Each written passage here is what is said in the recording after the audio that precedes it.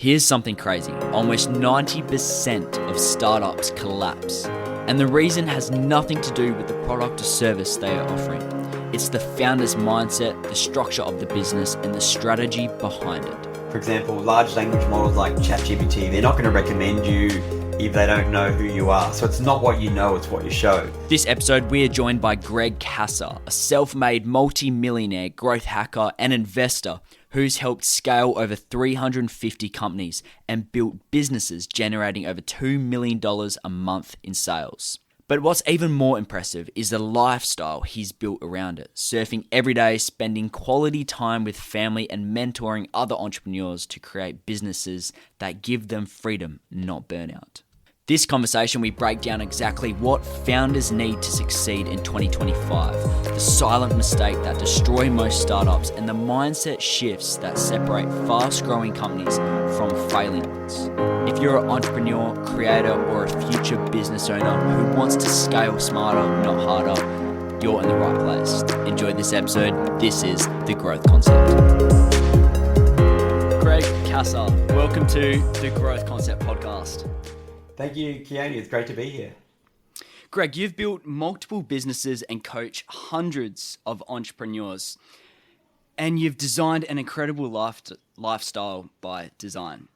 But beyond that, beyond the numbers and the business success you've had, what is your mission right now in life? Ultimately, freedom. That's like what I'm really optimizing for. Freedom and fun.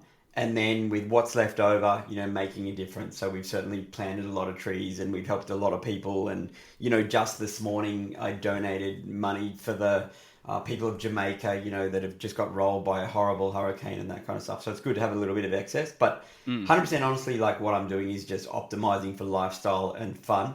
Like really trying to get as much passive income happening and as many things, income streams happening without me doing much at all, so that I can be much more digital nomad-y, much more travel. And, I'm one of these guys that got lucky, hey, oh, look at this guy, lives in Byron Bay, surfs every day, drives a Porsche. That guy got lucky, right? But luck is labor under correct knowledge. And I just hustled and never took no for an answer. And that's kind of like how I got there. That's really powerful. With your mission of just wanting to give back now that you've quote unquote made it, how come you've steered down this end and you haven't gone to the avenue of buying more businesses, wanting to just grow? How come you've been like, okay, now enough's enough, now it's time to give back? I feel like that's a really important decision to make. Yeah, definitely. And I do have friends who've I've got friends that have built it bigger than me, but they're always working and just always hustling, and maybe they're still living in the city and that kind of things, where I've figured out over time that like quitting cities and moving to country was a lifestyle upgrade, and even better was country coastal. And like I've just recently turned 50, so I'm really about life maxing and building an amazing life resume. So what are the really, really cool things that I can do through the year and through my week? Like I mentioned, I surf every day, that kind of thing. So I'm trying to get fun stuff in there, but then like what are the trips that I'm going to do, or the experiences that I'm going to do? Like just recently I got to fly a Russian MiG, like a jet fighter, and do those kinds of experiences that come as a result of, having money and opportunities. But it's just, building amazing bucket lists. Just fun, man. Just more fun, but helping people along the way. So, sounds like you've really cracked the code with hacking into this life and making it you're the dictator of your own story, which I truly admire and I find that truly inspiring. I want to talk about before all the success in your business, the investing, the freedom. What was your mindset like growing up? Was it so optimistic? I was always a hustler, so as a kid, on the farm, selling goats and whatever. And then with my Maltese grandfather, I was selling zucchinis and tomatoes and all of that. I went down to see my Maltese grandfather, and I just had this thing of zucchinis. And he's like, I said, can we sell these, near your house? And he's like, well, we can try. He said, and this was my Maltese grandfather. He never had any formal education. He said, but people they don't want zucchini, but here I've got tomatoes, we'll put that with them. And then so we ended up selling more tomatoes than we did zucchinis. He was older and wiser, and he kind of knew that that was going to sell better, sort of thing. But I always knew that I was going to be successful in business, I didn't really know about the kind of the investing side at the time, but I was just because I came from not much. Like my family didn't have a lot of money, and that's fine. You know, like we grew up on a farm and just very working class upbringing. I was hungry to be able to create something better, and sometimes that's really good to have that hunger. You know, if you're given everything in life, that's not good. You know, like because I've got kids now, and you know, like I dropped my son off to his dishwashing job, and I drove my Porsche 911 there, and then the guys in the kitchen are saying, "If you guys have got a Porsche 911, what are you doing here washing dishes?" And he's like, "Well, Dad's got money, but I don't have money," you know, sort of thing. So trying to teach them, you know, the right thing. To answer your question, I think it's really about like, yes, I kind of always did have the mindset of I was going to make stuff happen, but resilience was really like one of the key things. So if I look at everything, the amount of times that I've been kicked in the guts from when I started to now is ridiculous. Like it's off the charts. The amount of times that people have laughed at me, you know, how's your money on the internet going and all this kind of stuff. It's off the charts. But I knew where I was going and I didn't let any of those, you know, things worry me. This mindset of the, and it's not really politically correct, but the wolf doesn't worry about the mindset of the sheep. You know what I mean? That kind of thing. So like just before the call, I said I admire your hustle. You know what I mean? Like you're Yeah. working hard. You've got multiple things on the go. You know that kind of thing. So whereas other people might try and pull you back. So I think just like always having that hustle and then just doing whatever it takes. And sometimes in business, we found that one of the most powerful words was next. So like we tried that, it didn't work. So next, what are we going to do next? You know, like because all marketing is you put something out into the marketplace, you get feedback from the audience. Did it work? Did it not? Remove all emotion from it. That's it. A lot of people are too emotional, you know, like whereas just like, hey, yeah, it didn't work. We would have loved it if it did, but we just got feedback from the market. So next, what are we going to do next? That point you've just raised, especially with taking the more unconventional route in life and it being Yes. perceived as, oh, you're doing too much, slow down. What kept pushing, like, what was that internal drive for you that, because, yeah, you knew you wanted to become successful. You knew you were successful in business. What was that drive that made you keep doing the reps, push through these limiting beliefs and people? I think there was a combination of multiple things. So security and certainty. So like at some stage you do want to have get to that point where you own your house or block of land or whatever, you know, that kind of thing. And then it probably doesn't matter as much for you, but when you're more my age, it does. So there's that security and certainty component. Plus, there's unlocking lifestyle that happens as a result of becoming more successful. And really, so much of what I do comes back to freedom, you know, like, so I can choose how hard I hustle. I still hustle pretty hard, but I use a lot of leverage now. So, yeah, like there's multiple forms of leverage. Because when you first start off, you've really got about, you're doing more time for money. And then over time, you do more value for money. So like that's a really, really big transfer as you get older and as you get better at stuff. And there's multiple forms of leverage. So you've got like the leverage of labor, getting other people to work for you. You've got leverage of money, like whether it's investing or getting other people to invest in. You've got the leverage of media. So this, like what we're doing right here, this is a leverage of media. And then you've got the leverage of code and internet. So you build a website and that kind of thing. And then now you've got the leverage of AI. So all along, just adding more and more leverage gave me more and more freedom. And I unlock all five of those types of leverage to give me more and more freedom in life. And like I said, it's just so much of what I do is optimizing for freedom. I've got a pretty dope lifestyle now, but it's not, no one gave it to me. Do you know what I mean? Because Exactly. I think that's one key distinction in life of no one's coming along to save you. Do you know? And especially if you're a young dude like you or a guy any kind of age, no one's really coming along to save you. If you don't do it, no one's going to do it for you. You know what I mean? Which is in a way sucks, but in a way it's really good because the onus is on you, and life's a little bit of a scorecard. And then if you hustle and you keep going, then you can really unlock massive freedom. 100% agree with you. Those five key leverage Yeah. terminologies which you said. At what point in your business journey did you realize the importance of leverage? Because just referring this back to the listeners listening to this, myself, that when you are a startup entrepreneur, you seem to wear all the caps. You're the marketer, you're Yes. also the sales team, you're also all these people. At what point did you realize that leveraging these 5 things is so crucial? I was in a day job, so I was actually really good at IT. Early on in my career, I recognized that computers was the future, and then the internet came in and all this kind of stuff. So, yeah, I was good at IT, and I had this job. I was an enterprise architect. I designed computer networks for banks and insurance companies, steel manufacturers, those kinds of things. Like I was a proper geek. And my customer came to me and they needed what was called a SAN, a storage area network. You think of it like a big chunk of disks that they could store all their company's info on. And what they wanted was only going to last them 6 months. So I was studying sales and marketing at the time on my own time because of that whole concept of work harder on yourself than you do on the business, kind of thing. So yeah, so I was already studying sales and marketing, and then I sold them. I did a $1 million upsell to them and said, look, here's what you really need to do is, but this is going to cost you more now, but it's going to last you a year and a half instead of 6 months. Otherwise, we'd start the project and you'd have to kind of kick off the next one. So it was a great success. And then the company, my boss said, hey, gather everyone around. These guys are a rising star in the organization. I was thinking they're going to give me a car, they're going to give me a promotion. And they gave me a $200 gift voucher to use at Myers, which is a department store, sort of thing. And then, which my wife ended up, spending on clothes and stuff.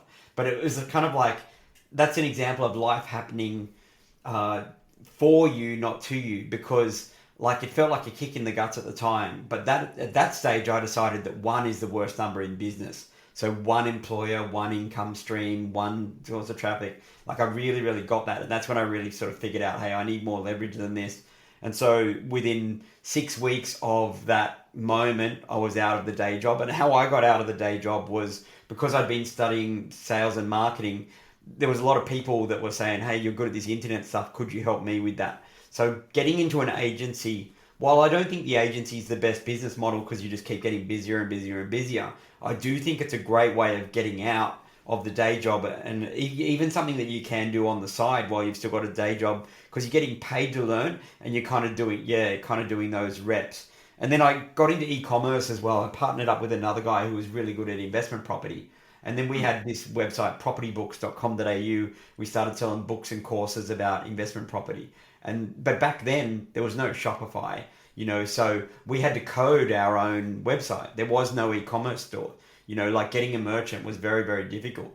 But the other side of it, when Google Ads first came out, I was on it within a month. And so I used to buy clicks on Google for like 3 cents, 4 cents, 5 cents, that kind of thing. And then went on and became a super affiliate. And I used to do this arbitrage stuff where there was, I could buy clicks on Google for 3, 4, 5 cents and then send them off to different websites. And that was all legal, at the time. So being early when new things happen is really important as well. I was early on Google, I was early on Facebook, I was early on Amazon. We went on and did $10 million worth of baby products on Amazon. The next big one of those that's coming is TikTok Shop. That's the next really, really big thing to be early on, because it's TikTok and it's not available in Australia yet, but it's already available overseas. You've got effectively, think of it like Shopify merged in, the single like checkout. They don't even need to leave the platform. And as an affiliate, you don't even need a product, because anything that's on TikTok, you can just start selling it. Anything that's in TikTok Shop. So you don't need to ask permission. You can just start creating content for it. And the other thing about it is you don't even need any media budget. You don't need to spend any money on ads. You can just start creating, so say for example, I'm really passionate about these calculators. I can just start creating content about these calculators. And if it starts to get a few wins, I could either put ad money behind it or just keep doubling down on more of it. And the other thing about it that's really amazing is it's very, very easy to see what other people are doing in that space, that are really already successful, and then kind of clone that. So I think that's the next big one, TikTok Shop. It's amazing.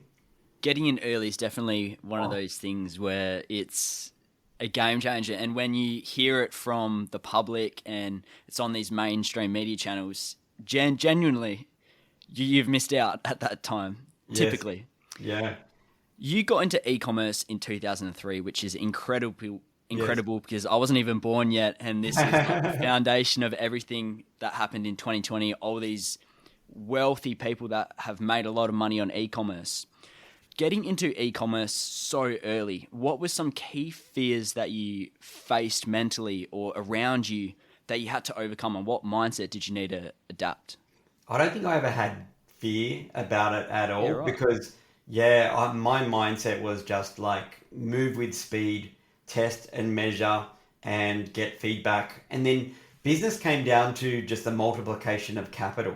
Now it's Mm. more very much about building brand, getting the message out there as far as like leading with value with content. But back then that whole area didn't really exist. So it was really, and it has been for many, many years. Even if I look at what we do in our travel companies, it's largely about the amplification of capital. So ROAS means return on ad spend. If I can put $1 in and spit $3 out, then do I really have a marketing budget? You'll hear people say, "Oh, I've got a marketing budget of $2,000 a month or whatever." But the thing is, if you're multiplying your capital, then it doesn't really matter. If you're profitable, then just sort of keep doing it. So I never really had any fear at all, about any of that thing. And the other thing is mindset, right? So mindset and emotional intelligence is as much as 80% of your success. And all along, I've taken a top, like, I basically step into and embody a top 1% mindset. So if you look at like what I've achieved, I'm definitely top 1% dude in my space, but I've had that mindset all along. So it was never about like, if I succeed, it was only like when and to what degree, because it didn't matter what happened. I was always going to pick myself up and keep going. Like, that was never in doubt. Whereas a lot of guys and girls, when they got kicked in the guts and they failed, they couldn't handle it emotionally, and then that's it. Oh, I'm going back to my day job, and like that kind of thing. But Mm. there was no going back for me. I was just going to do whatever it took. And the other thing was having multiple streams of income, so that if any one thing dropped off, this I call this like the multi-leg stool. Because if you've got a stool and it's only got one leg, and someone takes out that leg, you've got a problem. You don't have a stool anymore. So that's where I like sort of two or three. Like multiple streams of income. But it's a double-edged sword, that one, because sometimes that he or she who chases two rabbits catches none. So that's where like you kind of got to get something going, give it enough energy units that it's moving, and then in your spare time, then get something else happening as well. Because Mm. sometimes like your side hustle may end up bigger than your main hustle, and that's kind of like happened, over time to us as well. Good point. With the e-commerce space, you were saying that this wasn't your first business venture and you didn't really have these fears. Your first business venture, did you have these fears of self-doubt? What if this doesn't work? Or was your mindset still, when this happens, what's next? Like, Yeah. was it very like tough still? There was that thought of like, hey, if this doesn't work, I will have to go back to a day job. But Mm. my mindset was, I'm just going to do whatever it takes to not get back there. Because once you get out of the day job, once you get free, it's very, very hard, to go back. Like every morning, like I surf, but I don't come to my desk office until the afternoon. So I've got a couch office. So I've got a sofa, I like love that. I've got a sofa with a recliner, and it's got two screens beside me. So I've got three screens while I'm on the couch, with a cup of coffee and that kind of thing. So sort of once you get used to a couch office, it's very hard. If I went back to a day job, I don't think they'll let me have a couch office or a nana nap at lunchtime because I'm tired, sort of thing. So very hard to go back. Yeah, very good point. As you were saying, it's that mindset adaptation, which mindset's one of those things that's very cliche in this day and age. It's spoken about a lot, but for someone starting their first business, first side hustle, whatever that may Yeah. be, or just wanting to take this first step, but the people around them, especially parents, very secure. They're like, just get a job, be secure, get a stable job, go to uni. What's the first thing people need to rewire in their head to channel their energy to this? One thing, like I had the same thing with the parents as far as the advice they were giving me, they meant well, but the reality is they were not in the position where I wanted to be. So make sure that you are getting advice from someone who's already got the results. So say for example, I'm a multi-millionaire guy, so and I'm done well in internet and investing and that. So if I'm giving you advice, that's completely different to your uncle or your mum or dad who's saying you should get a good, safe job. It's because especially in the age of AI, I think being an entrepreneur and especially like having good marketing skills, good traffic skills, good content skills, especially good AI skills, you're going to be able to evolve and change. Whereas like the job comes back to that, one again.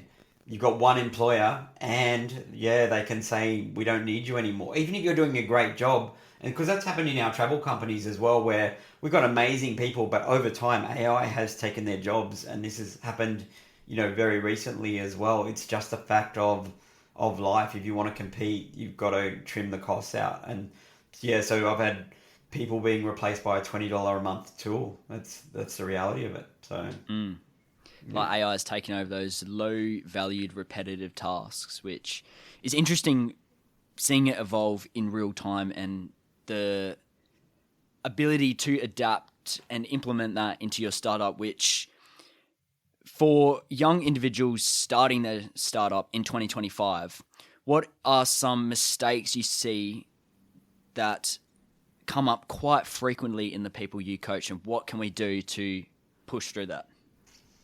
had lunch with Simon Beard the other day. He sold Culture Kings for $600 million. And he said the first thing that he does anytime he goes into a business now is just 5x or 10x the content. So, as a young person in any business you're going into, I would say, like, you need product market fit, and figure out a niche or a market that you're going to market to, but just really start doubling down on content. So, like podcasts, awesome. Get short form happening. Get YouTube, just because brand, whether it's personal brand or company brand, is going to be one of the few things that are going to help people to survive. It's kind of like putting a moat around your business. If I'm there thinking so say for example, I was learning TikTok, right? I was learning TikTok, how it all works. There was this lady on there, and I'd watched a heap of her videos. So when I needed a TikTok course, I just went to her bio and then found her course. Like, I wasn't like then going to Google saying, "Can I get a TikTok course?" It was about who you knew and who you trusted, Exactly. sort of thing. So that's kind of like how the buying behavior has changed. I think, from as a young person, especially if you're still living at home, what's good about that is you've got that safety net to be able to try and fail. In school, they teach you, failing is bad. But in the entrepreneurial world, it's just part of it. Like, I can tell you some of the failures I've had, but yeah, you've got that safety net of you have a roof over your head. You're still going to get fed. So just push forward, and in some ways be a savage. Yeah, you want to get out and have like a heap of fun in your 20s and whatever. That's great.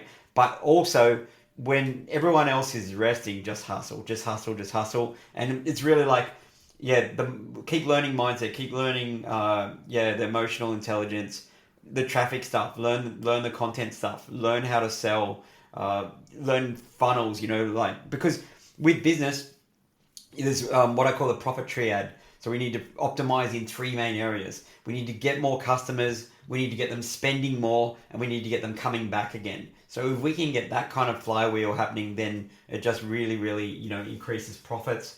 And then another thing that really increases profits, for young people to know about is just reducing expenses whenever you can. Like, because if you earn an extra $1,000, that's not $1,000 profit. You might have tax on that. You might have cost of goods to produce it. So say you earned an extra $1,000 and you're in a physical product business, that might be $300 profit.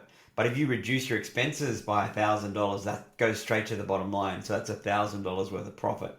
So yeah, focusing in those areas, move with speed really is a key one. We were talking about the leveraging these AI platforms out there. Yes. We were talking about how there's the platform called REPLT. Replit. Yes. And this platform allows you to create incredible things incredibly fast. Yes. And this is something I'm seeing in web development, these open AI platforms, which then you can code to your business objectives and get a system around your business. If you were starting again in 2025, what is the first thing you would do with all these high leverage tasks and activities out there? I would be an absolute beast as far as learning the different AI tools. So whether it's from the content creation stuff, whether it's using things like Whisper Flow, which allows you to hold down the function key and talk to your computer rather than typing. I wouldn't be typing like if I get on a computer now that doesn't have Whisper Flow on it, it's like the Stone Age. It's so inefficient. Yeah, like I'm frustrated if I use that thing all the time. And then there's with Replit. So what Replit is vibe coding, and there's multiple different ones. That's just an example of the one we use.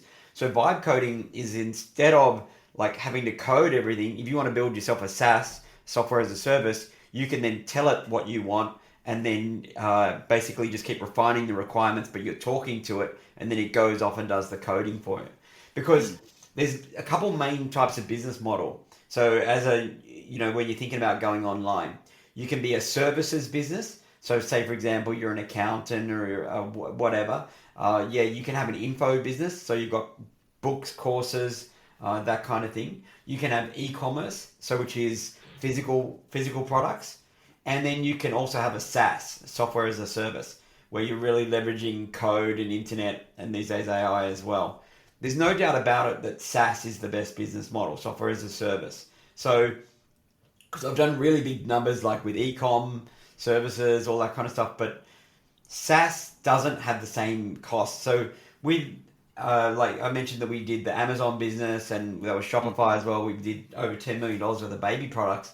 But every time that we did more sales, we'd have to straight away be buying more stock. So it's kind of like money, we're doing well, but money was going around in a circle. So that's kind of like a hidden thing of e-com that people don't really talk about, that you're always, sort of buying more stock. Whereas with SaaS, software as a service, once you've got the thing largely built, yes, you've got to keep improving it and evolving it and that, but you don't have to have expensive development teams anymore. So if I was starting all over again, people say learn drop shipping and that is a good way to go. Drop shipping is a good way to get started as well, but that's physical products, but there's not much profit in it, so it's very hard. Whereas if you learn something like Replit, and then which is vibe coding, you can then think of any kind of idea, any kind of market, like it's an app that just makes dog groomers' lives, it's an app for their phone, you know what I mean? Or whoever, pick the market, but you can design something like that without being a developer. You can just talk to it now. So I think if I was starting all over again, I would go big into the vibe coding. But the other thing is, I wouldn't just focus on business, because a mistake that I made early on was I was just really, really focused on business, business is great, but there's actually more money in investing over time, especially if you look at it as a long-term journey and you compound it, like you learn the power of compounding. So yeah, that mindset shift from, hey, I'm just a business guy to I'm a business plus investor. And then within investing, there's kind of like three main like verticals or areas that are really crushing it right now. So AI, tech investing, so whether it's like in the GPU space or physical AI like Tesla, that kind of thing. And then you've got store of value. So the governments around the world are like printing all this money and they're basically broke and they're not going to be able to get out of it. So buying things like gold, silver, Bitcoin, that's going to continue to do well. While ever you've got a time in history where the governments are printing more money, then they can't balance their books. And then the other one really is like Bitcoin and crypto, because the world is going, more and more blockchain. So like learning those areas, or even just learning one of them areas, and even if you start small and then it doubles over time and then it doubles over time, and just because there's sort of a difference between the rich and the poor is, or even the poor and the middle class, is the poor and the middle class, they work, they spend, and if there's any money left over, they'll invest, but it might only be a tiny fraction. Whereas what the rich do, they work, or ideally get money coming in from other leverage, and then they invest first, and then what's left over, they spend and save. So it's a big difference. And then if you can get it compounding, and then figure out what the winners are like. So I figured out Bitcoin in 2017 and really went hard at it. and then since then it's multiplied, over and over and over again, and it's on track to do it again. Like, so just Mark Cuban says you only really need to be right once, right? So so if you can get a combination of whether you do e-com or SaaS or whatever, TikTok shop, if you can get a combination of business plus then, even if from an investing point of view, or if all you did was like learn Bitcoin and just double down on that, and every time you earned $1,000, put the first $100 into Bitcoin and just kept doing it. Not financial advice. Everyone do your own research, but Yeah. like just as an example, like so that way you get your money growing for you over time. Because if you store it in dollars, as the governments of the world print more and more of it, the real purchasing power of it is going to continue to go down. So that's kind of, so transition from just B to B plus I is massive. Especially I've read so much money books and trying to decode everything. Especially in Australia, being able to borrow against your assets is a game changer because Oh, the yes. Australian listeners, we get taxed so hard Oh, when we yes. sell our assets. For sure, for sure. And then when you get to my level and you're in the top tax bracket, and that's why so many of my friends are now going overseas and moving to different Yeah. tax jurisdictions. For me, it's hard though because I've got a family and dogs, and like I live in Byron, which is pretty amazing. So it's hard to emulate that. But it is certainly something that I have thought about, just because the government does not reward you here for having a go. They definitely don't. They're not your friend. No. Yeah, good surf, extra couple of mil. Yeah, Yes. surf. Greg, looking into or in the past at 2003 with the marketing and sales knowledge back then, how has marketing changed since 2003 and especially entering 2025 as we were talking about these AI, all these different currencies out there? What what's the new must learn skill when it comes to marketing and sales? I think content and AI. Yeah. Content and AI. Content and AI without a doubt. Because I never used to even really double down on content. I didn't really have a need to, and I've always had plenty of business and all that kind of thing. But then when AI came out, I really realized that, for example, large language models like ChatGPT, they're not going to recommend you if they don't know who you are. So it's not what you know, it's what you show. So that's kind of like why I'm now doing more content, for example, YouTube or Shorts, and that kind of stuff. And then the AI tools that just future proofs you. So I definitely would start with those areas, just learning the content, learning the AI, and then a combination of either e-com or SaaS. Services business can be great as far as getting started, like we spoke about an agency. Say you're helping people within a certain area. That can be a great way to go as well. But it's definitely changed because when I was younger, it was really just like Google ads, Facebook ads. A lot of those medias now are very expensive because I've read this saying for many years that the winter is coming, and it's kind of here now as far as the cost of traffic is very expensive. So it Yeah. is getting harder and harder to compete in that regards. But if you can get the organic content spinning that up for free, then that's how you can offset the cost of paid media, because you start with organic and figure out what's working and then put ad budgets behind content pieces that are working, and that can really work well. Or you do retargeting, so show ads to people that have been watching your content and they already know, like, and trust the brand, and then they're more likely to buy, that kind of thing. So Have you yeah. done much trial and error with the new Instagram feature that is trial reels? No, you use that? No, I haven't yet. I've heard lots of other entrepreneurs and creators that are using it. It's essentially because obviously organic is to mainly your audience, especially with the organic reach on Yeah. Instagram, Facebook being a lot lower these days compared to what it was 5 years ago with Meta, Facebook combining. And trial reels now allows you to pivot your reel, trial it with audience that doesn't follow you. So therefore, it's Gotcha. technically Yeah. free paid Yes. because people that don't follow you are now seeing your content, and then based on that and how well it performs, you can then show that to your followers, which is an untapped market, and as you were saying, getting amongst a opportunity early. I feel this is another example of one of these opportunities that are coming up early. To jump on early, I think all social medias are going to change, basically the TikTokification of social media, because TikTok, they don't really care about how many subscribers and followers you've got. They care about each individual media piece. As you put it out, they'll show it to 200 or 300 people. Then they'll look at how many likes, comments, shares you've got, what's the interaction, what's the watch time, and then if it's done well, then they'll push it to more, and then they'll push it to more. And that model is just so much better and so much fairer, and people are really liking that, and that's why other platforms are really starting to take that on. What's good about that is that it allows new upcoming content creators to get a foot in, because otherwise even unless you've got 1 million followers or a couple 100,000 followers, you don't even get a foot in, right? So it is a much better system. It is a much better way to go. Such a great point. Let's talk about your online sales. We're doing some research into you. You've driven over 500 million in online sales through your teams and tracked thousands of different conversions. Yes. What are the key metrics that you monitor with this marketing, and what things do we need to look at the backbone of our marketing, our sales, when we're looking at breaking down these analytics? What has changed since when you first started to now, in your opinion? Well, I think there's a saying of the trend is your friend.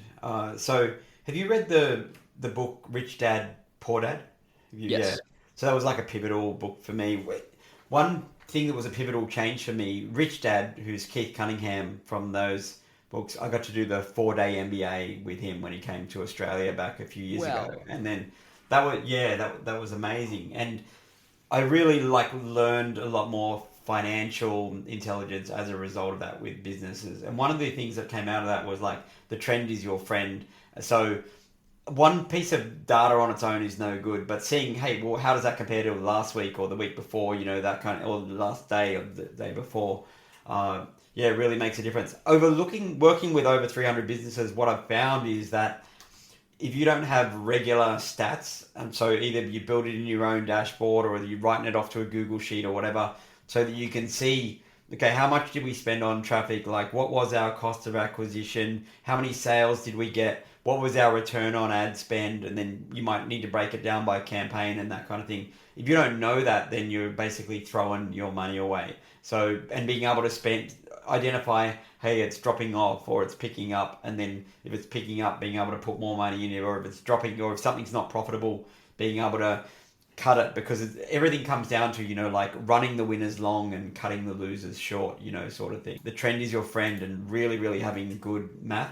So for example, in our travel companies, we have our own custom CRM, and we've built out in our own weekly profit and loss, so that it shows, for that. But then we might have another view in there which then shows by Facebook campaign or by different e-commerce product, that kind of thing. So being able to break the data up a whole bunch of different ways to run the winners long and cut the losers short.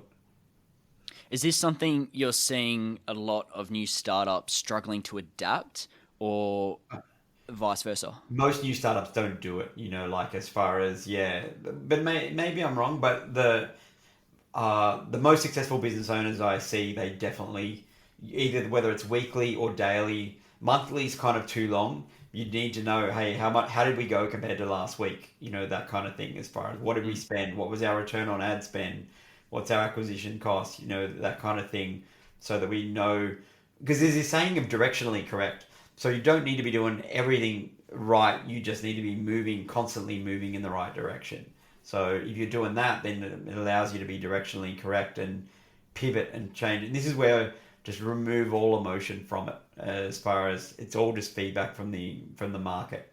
Is it working or isn't? And if it's not, then is there parts we can cull? Or sometimes, for example, we've had Facebook ad costs that have risen, and then things that were profitable, then no longer now profitable. And so what we were able to do then was increase the average order value. So hang on, let's just add more one-click upsells behind, or an order form checkbox, which adds another, an order form bump, those kinds of things, or add more follow-ups behind, that. So it's not always about the front end. Often the front end is really just to acquire a customer at profit if possible, to then set you up for the back end of like, well, what else are we going to sell them, or what else can we sell them at the time of, like, I'm a big believer in one click upsells. There's the whole McDonald's, do you want fries with that? People are used to one click upsells. So that works amazing, just adding multiple one click upsells to increase your average order value there. Such a great point. Greg, we have a question from a listener, Sam G. He has his online coaching business, and he has asked you, what is the most important thing to have when it comes to characteristics in becoming the best salesman possible? The best salesman possible. Okay, wow, that's a great question. One thing, like, I used to be okay at sales, and then I've always been parts of masterminds, so that's something we haven't spoken about. Mastermind, like when I joined my first one, I couldn't even really afford it, but I just backed myself and did it because it's a fast tracks your journey and it teaches you to think bigger thoughts, dream bigger dreams. And so I'm living in Australia, and for 4 years, 4 or 5 years, I went overseas and I had all these marketing and sales coaches like Ryan Dice and Perry Belcher and Frank Kern and Ezra Firestone and Russell Brunson, amongst others. Both Perry Belcher and Frank Kern, they both taught me to sell the same way. And one thing that I really learned there was that it didn't matter my version of success. What mattered was, and I do this concept of viewing through the eyes of the consumer, what was their version of success. So selling based off what they want. So often a way to do that is in a sales process is to future pace someone. So an example would be like, and in this script that I taught some of Russell Brunson's guys, and then it ended up in his Expert Secrets book, this kind of future pacing script. So an example would be, hey, Keone, like who we are and what we do, and you've seen some of the results others have got. Imagine we started to working together now, say for example, a year down the track, we're sitting at a coffee shop and we're talking about all the amazing things that have happened in your life.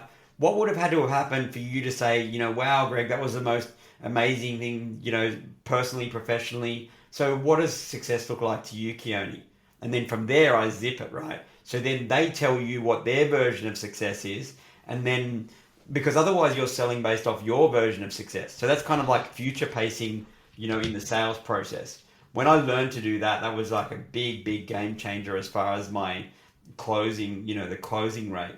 And then Frank Kern says, show people you can actually help them by helping them, So then it was like breaking it down. So, okay, if you wanted to get from 10 grand a month, say you said you wanted to get from 10 grand a month to 20 grand a month, then like, okay, well, if you told me correctly, you're selling 1,000 dollar widgets. So that means we need to get an extra 10 sales a month. So how many leads do you need to get 10 sales a month? Okay, well, 4 leads equals 1 sale. So then we need to now focus on how can we get 40 leads. Okay, so do you think if we can get 40 leads together, that'll help to achieve those goals, sort of thing. So really like future pacing them, getting their version of success and then selling based off their version of success. That's a big, big game changer. And then at the end, like people get all weird about, like, oh, so do you want to go ahead today or do you want to buy that or whatever? Yeah. I don't have any weirdness at all about like how I close at the end of a sales call. So I think at the end of a sales call, so say for example, this was for the collective mastermind or whatever, Keone, I'd make sure that you didn't have any more questions and that for us. And then I'd say, really just final question is, Keone, do you want a hand with it? And then I just shut up. And so do you want a hand with it? Can you see how that's not like, do you want to buy my shit, or any of that kind of stuff? It's just like, hey, do you want a hand with it or not? And then they'll either tell you, yeah, I do want a hand with it, let's do it, or not for me or whatever. So that's just a really, really easy way of closing at the end. When you say, do you want a hand with it, with obviously in your sense, the mastermind, is that simply, do you need a hand with payment? Do you need a hand with taking the next step? Like, what does that mean? No, so I'm saying, do you want a hand with it? Meaning, like, it ultimately means, do you want a hand to grow your business, grow your investments, do your buying, that kind of thing? And then they'll say, yeah, I do want a hand, because through that sales process, they will have told me what they are here ultimately and they want to get there, and then we figured out some of those steps along the way, and then I'm saying, yeah, at the end, hey, do you want a hand with it? And then once they say yes, right? So this is going to like mold. There's a lot to selling. You don't go straight for the credit card. So say for example you were gonna join the collective mastermind. You said yes, you want a hand with it. I'm like, great, okay, and then ultimately you do a stick piece as well. So that is awesome. Based off what you tell me, I'm very very confident we're gonna get some great results together and have a heap of fun on the journey. And then I'm like, hey, what's your diary like next week? Can you do Tuesday or Thursday at 3? Do either of those days work for you? And then, so you're basically getting micro commitments first so that you're like getting them in your diary, or like, hey, is this the correct phone number? I'm just going to add you to the WhatsApp group now, and that kind of thing. So then once you then get up to, because another rookie mistake people make with selling is like they'll then send the link over for them to sign up for it later.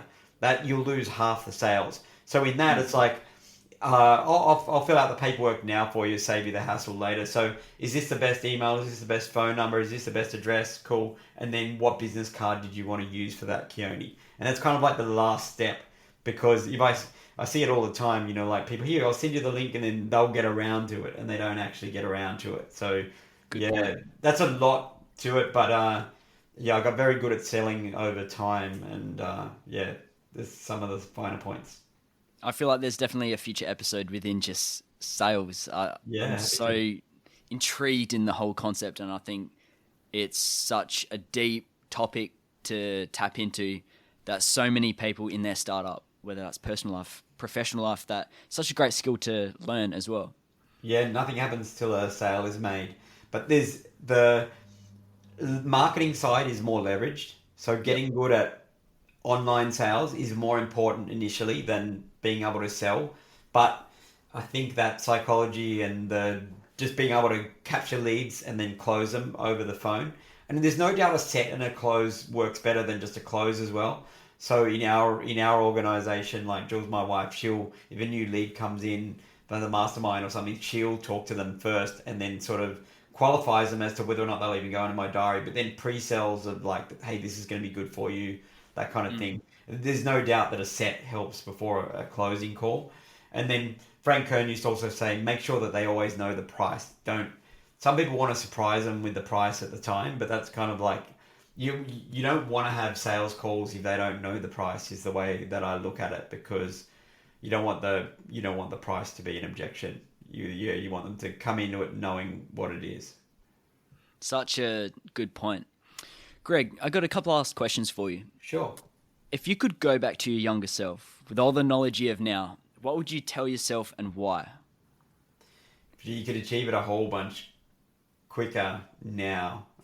There's no doubt about it. It's completely different because, like when I first came out of university, there wasn't really, any internet like as such. Yeah. I actually got recruited to become a spy.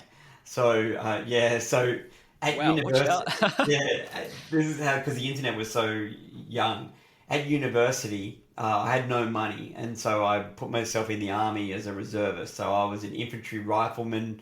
Then in my second year, I became a truck driver, and then in my third year, I rewrote their computer system from my dorm room, right? And then so this, Wow. yeah, so this is in an infantry unit based out of Bathurst, and then the Australian Army Intelligence Division, which later went on and became ASIO, they heard about this infantry soldier in Bathurst who's an IT grad who rewrote the computer system, and it was better than what they had at the time. So then they two guys from yeah, I'm on campus one day and a guy in my dorm comes up and he goes, Greg, there's two guys here from the government and they look pretty serious and they want to talk to you. And I'm like, what have I done? Sort of thing. But they wanted to know, like, what am I like? Did I build this? And was I, like, good at keeping secrets? And did I want to live a covert life and all that kind of thing? I took it as a compliment. It was nice, but I didn't really want to live a life where you couldn't talk about anything you were doing and that sort of thing. But Wow. but that shows how early it was. So when I came out, there was no internet that was public, and available, sort of thing. So it was a very, very different, big deal. But if I took my knowledge now and I had to start all over again, I think, like what we spoke about, just being uh, working harder on yourself. So just be a beast as far as personal development goes. I've learned a lot from Tony Robbins. So like from on the mindset and emotions, he's got so much stuff on YouTube. I'd kind of like do that. I would definitely learn the TikTok, the YouTube, TikTok shop. I would definitely learn all the AI tools. I would play with ecom. I'd play with SaaS, and I would just test. Like with speed, and then figure out what works, and then ultimately you don't really want to figure everything out. If you can figure out a business model that you like, then find a coach in that space and plug into a proven system rather than trying to wing everything. Like everyone thinks, hey, the internet, everything's free. I can just, the problem is like with YouTube, you can watch this video and then you got to watch that and then you kind of got to triangulate it all together. Whereas, say for example, if you were doing drop shipping, then just find someone who's really, really good and done the drop shipping and spend the grand on the course or the mentorship or whatever, and then try and implement their system. That is a faster way to go. So pay to play. And that's why I've always done that with masterminds as well. Pay to play and you get the result much, much faster than all the trial and error on your own. Such a valuable point. Greg, the last guest I interviewed on the podcast left a question for you, not knowing who you are, what business you're in. And the question is this: what has been the biggest struggle with achieving your goals lately? The biggest trouble with achieving my goals lately? Well, one thing that kind of, as you get more successful, not everyone appreciates it, in life. So there is a point of like, one cost of success is at times people who were big in your life earlier on feel threatened by it, or, in Australia, there's this concept of pullers. It definitely does happen. There hasn't really been that much in the way of struggles lately, honestly, because I'm maximizing cash flow, multiple streams of income, and then doing, B plus I, business plus investing. So I don't know whether I really have a good answer for you on that one. Sorry, Kearney. That's definitely a really good answer. Yeah, it seems like you've killed it, Greg. Well, Greg Cassar, thank you so much for coming onto the growth concept. What question do you want to leave for the next guest, not knowing who they are, what business they're in? I would ask them, what are you doing as far as life maxing? What are you doing to maximize the enjoyment in your life right now and optimizing for the future? I love that. Greg Cassar, thank you so much for this opportunity to interview. All your links and resources are in the show notes below. If you're listening to this, check it out. Don't miss out. Greg, thank you so much for this conversation. I really appreciate it, and I've taken so much away